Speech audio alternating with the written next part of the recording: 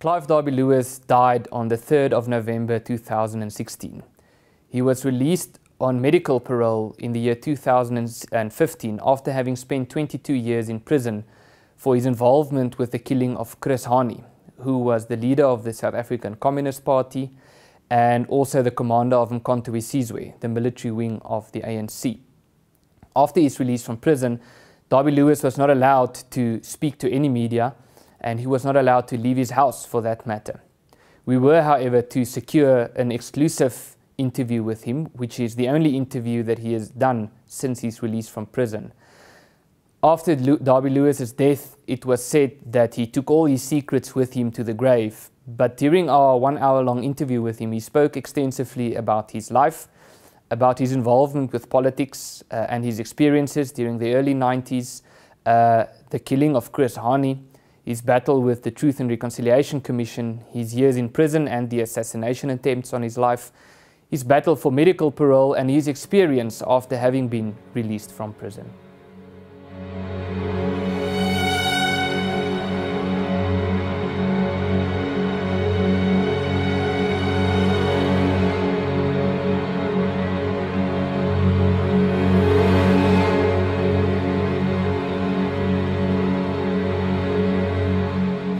Clive Derby-Lewis, thank you very much for agreeing to this interview. Let's jump right into the interview, and the first question I want to ask you is, I think the big important question is, why did you kill Chris Hani?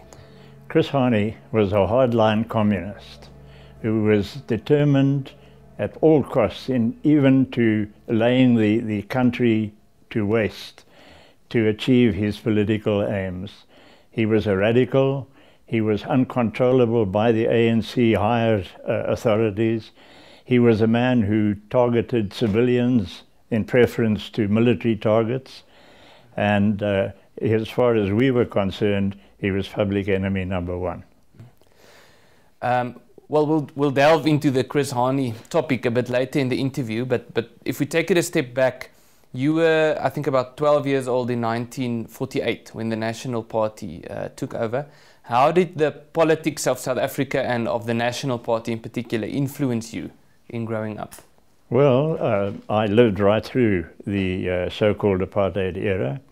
I was very aware of what was going on because my father encouraged me to read newspapers at a young age. So I knew it was happening with the war. And I observed that there was a big influx of African people from the rural areas into the cities looking for work, an uncontrollable wave of people. I mean, we're talking about hundreds of thousands of people. We talk about people who were totally illiterate. They couldn't read, they couldn't write. And all of a sudden, these were landed on urban areas. And it was quite clear from that situation that the National Party, who was the government in 1948, had to do something to ensure control, because if you study the history of South Africa, you will see that before 1948, before the National Party took power, there were a number of what people refer to as apartheid laws already in operation. They were in operation to ensure good order in the country and to assure that there was no conflict between the various racial groups. You've recently been released from prison. You are currently out on medical parole. How is your health at the moment? So I'm very grateful to Almighty God for that, but I really have a reasonable quality of life today. My lung cancer is in remission, and I'm quite comfortable. I've seen a picture of you and Lieutenant General W.R. van der Riet awarding you with a medal. Perhaps if you can just explain to us what that was about. Well, you know, I served for many years in the citizen force. I eventually ended up as commanding officer of the Witwatersrand Rifles Regiment, and that medal that General van der Riet was pinning on my chest was for efficient and meritorious service. And you were the youngest commander of that regiment, is that correct? And I believe I'm still classified as the youngest ever. You were involved with the National Party at one stage, and then there was a time when you left the National Party and you joined the Conservative Party. So what was the reason? Why did you join the National Party initially, and what made you leave the National Party and join the Conservative Party in 1982, I presume? You know, I've always been politically aware. At school, I decided that I wanted to make some sort of a contribution as an English speaker, because I criticized the English-speaking community for not being sufficiently involved in the government sector of South Africa. So I decided to try and do something about it. When I left school, I did military training. I did voluntary training for a period of 19 years. And during that period, I met a gentleman by the name of Charles Stallard. He was a colonel of the British Army in his own right. He was also an advocate. He was a member of Parliament at one stage for Roodepoort, and he was a member of Smuts's coalition government in 1940, in the 40s. He had a lot to do with my getting involved in politics, because he was of the opinion that I should get involved because South Africa needed people like me in politics. And when I decided eventually to stop my military career, I went to him for advice, and he told me exactly how to get involved in politics. And he told me outright, he said, don't waste your time with these other little parties. Go straight for the National Party and get involved there and make a difference. As an English-speaking South African, would you say, especially within the politics of the Conservative Party, did that put you in an advantageous or a disadvantageous position? Well, I mean, obviously it was advantageous because of my fluency in English. I was eventually given the position of PR for the Conservative Party, and handled most of the television interviews from overseas media who inquired about the Conservative Party policy. But the English-speaking story, of course, is quite interesting. I grew up as an English speaker, and it was only when I went to Parliament that I discovered that our branch of the family was the only English-speaking branch, and that we were all actually Afrikaners.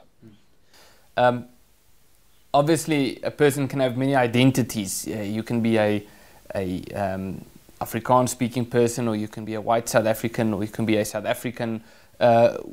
Which identity of yours would you say do you hold most dear? Would you describe yourself as an Afrikaner, for example? I would describe myself as an Afrikaner in the terms of General Hertzog's definition. General Herzog said that anyone who puts South Africa first, English or Afrikaans speaking, is a South African, is an Afrikaner. And based on that, I devoted almost my full political life towards promoting that image, and also towards convincing English speakers that they were Afrikaners and they shouldn't be upset if people spoke about the future of their Afrikaner because they were included. In fact, it was quite interesting that I eventually agreed, or got the people to agree, that instead of calling ourselves a folk, which is a concept which people don't understand, we should call ourselves a tribe, because we are the white tribe of Africa. You were opposed to the releasing of Nelson Mandela in 1990. What was the reason therefore?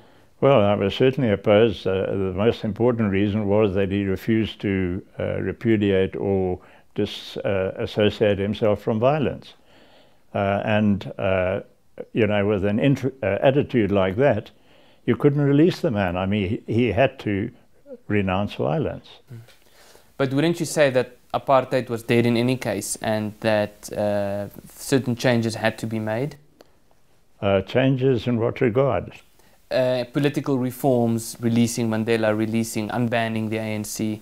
You know, the amazing thing about this whole story is that political reforms were already introduced by the National Party years before, under Dr. Hendrik Verwoerd.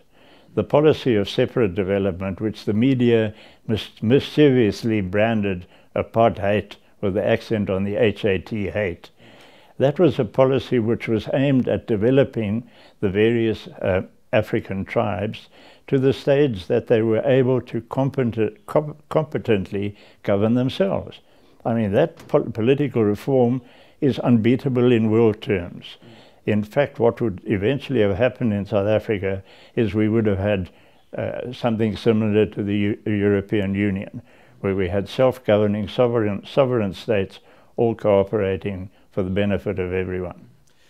So if the concept was self-determination and separate development, what went wrong? Why did the system not work at the end of the day? Well, you know, the system did work. In fact, when there was a survey done in 1978, just before P.W. Botha announced that it wasn't working, and it was discovered that at that stage, an average of 72% of all of the people of the various tribes were either resident within their traditional territories or on the outskirts, attracted by the factory employment and whatever which was available. So 72%, I believe, is a success story. Yes. So after the removal of the declaration that the ANC was an illegal organization and the release of Mandela, the negotiation started, and it quickly became a bilateral process between the National Party and the ANC, the negotiations for a new South Africa and a new constitution. But you were involved in the leadership of the Conservative Party at the time, but the Conservative Party boycotted the negotiations. Do you believe that this was a fruitful strategy? Well, first of all, I think we must clarify the situation regarding the negotiations. There were already subtle negotiations going on within the National Party long before 1990. In fact, I know that, for example, the Broederbond chairman, Piet de Lange, had a meeting in London with prominent leaders of the ANC. There were also other academics, and Piet Miller of now Media 24, he was the first guy who started talking to the ANC. The Democratic or the Progressive Federal Party also had their meetings with the ANC negotiating. You know, at one stage, Dr. Connie Mulder was thrown out of Parliament because he allegedly lied to Parliament about the establishment of the Citizen newspaper. Now, when I was in Parliament, I got there in 87. In 88, I used to get tips from anonymous people, which I presumed were national intelligence or security branch guys, but really good information against the government. And I got a call one day to say that the government were in discussions with the ANC, secret discussions. Now, in 1987, the National Party really took the wind out of the Prog Party, PFP's sails, because of their meetings in Dakar with the ANC. They roasted them with that. And I now have this information in 1988 that the National Party cabinet ministers are talking to the ANC. Now, the only way I can confirm this is through a question, put it on the order paper. So I put the question to P.W. Botha as the president, are you or any of your cabinet ministers holding discussions with any leading members of the ANC? The answer came back, no. Then I sent a question to each minister individually. Are you engaged in discussions with prominent members of the ANC? And the answer came back, no.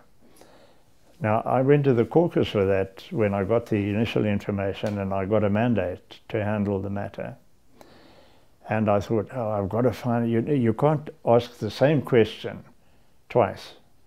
So I had to find a wording which would give me access to a direct answer, where they would have to give me an answer, yes or no, that they were. And I put the question in the order paper. And the next thing I get a call from Frank LaRue, the chief whip, go to his office. He says, listen, he says, I've just come back from talking to Kobie Coetzee. As you know, he was the cabinet minister, he was Minister of Justice at that stage. He said, and that question that you asked about discussions with the ANC, you're not going to get a satisfactory answer. I said, oh, why not? No, he said, well, we've agreed. Kirby put it to me very clearly that answering that question of yours would not be in the national interest. And so he's not going to give you your answer. And I assured him that you wouldn't give you any follow-up questions on that question. And I said, okay, who gave you that right? I said, I was mandated by the caucus. No, he said, you know, national interest and so on, it takes priority over anything. And I had him lambasted at the following caucus meeting because, I mean, he had no right to do that. And in fact, he saved the National Party because, I mean, you can imagine what would have happened if it came out in 1988 that the National Party, contrary to what they said about the PROGS, PFP, meeting with the ANC, were doing exactly the same thing. And it would have brought them down in 1989. But the important part of the National Party negotiations, that I believe that they were negotiating with the ANC to ensure their future position in a black-ruled South Africa. So, putting it that way, do you believe that the National Party was dishonest in the way it communicated to its constituency? They were totally dishonest. In fact, de Klerk himself was dishonest to his own constituency, because that announcement that he made releasing Mandela and unbanning the Communist Party and the ANC, he made on his own. He didn't even discuss the matter with his caucus before he did it, which is the so-called democratic process. So he had already taken dictatorial rights and decided for the people. He then, of course, pulled a complete swindle with the 1992 referendum, when he got such a thumping in Potchefstroom and previous to that in Virginia and the Free State. He was morally obliged to call an election, because it was clear at that stage that the electorate had rejected the National Party. Instead of that, he called a referendum. He concocted a very vague question, which people encouraged people to vote yes. They threatened people with their jobs. They threatened that sport wouldn't take place in South Africa anymore. The whole thing was based on threats to intimidate the voter into voting yes. And in spite of that, there was still a considerable percentage of people who voted no. In fact, if you check the figures of voting, you will find that, for example, in the region controlled by P.W. Botha, 15 constituencies, that they had a 105% vote, which I'm sure you'll agree with me is quite ridiculous. Yeah, I think the major mistake was entering and participating in the referendum. You know that we wanted an election, and we knew that we could win an election. The figures in Potchefstroom and Virginia indicated this. So we had to obviously take a decision. Now, at that stage, there was talk of a possible referendum, and the executive of the General Council had already said, we're not participating. And before the referendum was announced, you know, the guys, when they've got nothing to do at Parliament, they go back to their constituencies to see what's going on and so on. And this particular week, the chief whip of the CP, Frank LaRue, instructed Koos van der Merwe, who was the whip on duty, that should there be any announcement regarding the referendum, he must call all of the guys back to Parliament so that we could discuss it in caucus, which he never did. So the announcement was made. We had a caucus meeting on the Thursday, and unfortunately, Ferdy Hartzenberg wasn't there as chairman. He was replaced by Tom Langley, and we only had 24 of the 44 caucus members present. The vast majority of the others who were not there would certainly not have voted for participation in the referendum. But when somebody stood up, I don't remember who, and said, we must debate this and we must take a vote, Tom Langley agreed. He approved it as chairman of the meeting. Came to the vote, and it was 12 for and 12 against. And then I think that Dr. Andries Strenicht made the biggest mistake of his political career and the CP's biggest mistake. He said, because he didn't want to be responsible for breaking up the Afrikaner unity, he would also vote in support of the participation. And so we went to participate. Now the problem with participating, of course, was that had we not participated, the democratic movement would not have participated either. There would have been nothing at stake. But when we decided to go into it, they decided that to keep us out, to kill the no vote, they would vote with the National Party. And I believe that had we not participated, de Klerk would have battled to get a 30% support for his right to continue to have the referendum. So let's talk about that by-election of Potchefstroom in Potchefstroom from 1992, which led to this referendum where white South Africans had to vote whether the National Party should continue with negotiations or not. Yeah. Would you agree if I were to say that by-election indicated a significant shift in politics in South Africa, leaning towards the Conservative Party away from the National Party? Oh, absolutely.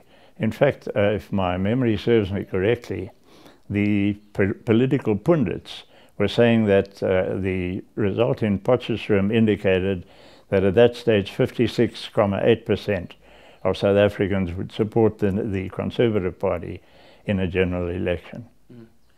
And then there's another question about that election is that I'd like your opinion on, if whether you believe that sort of indicated a degree of inconsistency within the Conservative Party, because the person who was the candidate in that election was an office bearer of the Conservative Party, and in 1982 there was a similar election in Germiston. Maybe you can just explain that comparison.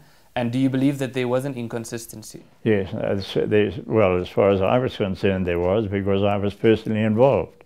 In 1982, shortly after the Conservative Party was established in March, there was a by-election in Germiston district in August of that year.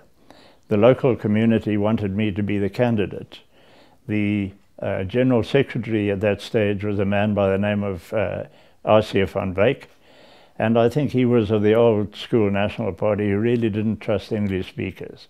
And so, of course, he vetoed my candidacy in Germiston district because I was actually part-time working for the Conservative Party. With Andries Beyers, who was the General Secretary, was a full-time employee, and yet he was approved as the candidate for Potchefstroom. So I think there were certain discrepancies there. Dr. Andries Strenicht was the leader of the Conservative Party, and he passed away in 1993, if I recall, and you got to know him quite closely. What was your view on him as an individual? Well, I always admired Dr. Strenicht and respected him. In the first place, Andries Strenicht was a politician who had no skeletons in his cupboard. He was untouchable, and that is why the media detested him so much, because they couldn't come up with some other scandal. He was a leader respected by everyone in the party. He led through example. I believe that, in fact, he was a bit too decent, because at one stage I had information of F.W. de Klerk's affair with the Greek lady that he subsequently divorced his wife for. And I wanted to raise the matter in Parliament because I believed that it could have brought about de Klerk's downfall. And Strenicht's answer to me was, "That's not our style, Clive, leave it." He died, as I said, in 1993 under slightly suspicious circumstances, and there are some who believe that he was murdered, that he didn't die from a heart attack. Is that your view as well? Well, you know, I'm not sure, because at that stage I was in prison, But I must mention that Dr. Connie Mulder also went to that same hospital for treatment when he was, as far as I was concerned, fine. Dr. Connie and I were personal friends, and we had a close relationship. And he was getting better. His hair was growing back after the chemo, and he looked fit, and he was keeping fit. And he suddenly was called for a checkup at the same hospital that Dr. Chernies was taken up, and he never came out of the hospital. And then Dr. Chernies, under similar circumstances, okay, he had a heart attack, but he was very fit, I know, because we used to sometimes train together in the grounds of Acacia Park. And for him to suffer a sudden death like that, it certainly leaves suspicions. Don't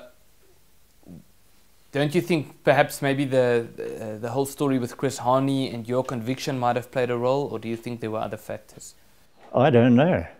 You know, that's something which will always, I think, puzzle a lot of people, but I don't think that had any effect on it. You were particularly involved also with the internationalizing the cause of the Conservative Party, and as you said earlier, you were the PRO as well. But the impression that I get was that there was broad consensus among the world that apartheid was already on the way out.